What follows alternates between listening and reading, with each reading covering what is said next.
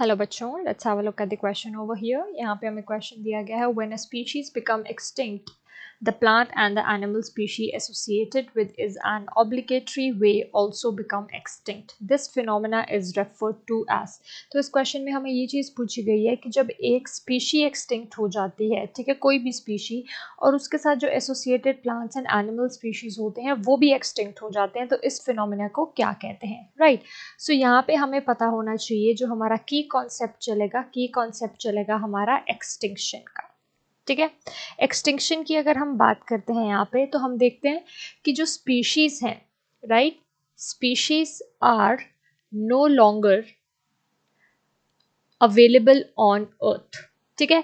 कोई भी ऑर्गेनिज्म जब एक्सटिंक्ट हो जाता है, इसका मतलब वो अर्थ सर्फेस से बिल्कुल ही वाइप ऑफ हो गया, मतलब अर्थ सर्फेस पे अब उनका कोई भी एक ऑर्गेनिज्म भी हमें देखने को नहीं मिल सकता। अब यहाँ पे इन्होंने बोला है, सपोज हम एक कोई भी स्पीशीज ले लेते हैं, ठीक है। सपोज हमारे पास स्पीशीज ए थी, इस स्पीशी ए के साथ हमारे पास कुछ प्लांट्स थे, ठीक है, जो इस स्पीशी के साथ मिलके रह रहे थे, और कुछ एनिमल्स भी थे जो इस स्पीशी पे डिपेंडेंट थे, कह लो अपने फूड के लिए या फिर अपनी पॉलिनेशन के लिए या फिर किसी भी तरह के अपने हैबिटेट के लिए इस पे डिपेंडेंट थे। तो अगर स्पीशी ए ही हमारे पास एक्सटिंक्ट हो गई, ठीक है, इसका मतलब है उसके साथ जो प्लांट्स और एनिमल्स थे वो भी एक्सटिंक्ट हो गए। तो इस प्रोसेस को हम कहते हैं को extinction.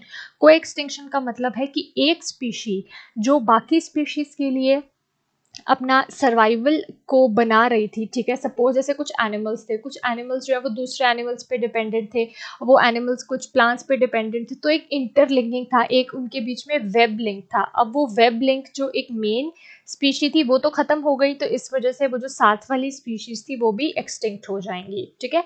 So the correct answer हमारे पास आ जाता है ऑप्शन 4, विच इज को extinction. I hope you understood the question well here. Thank you.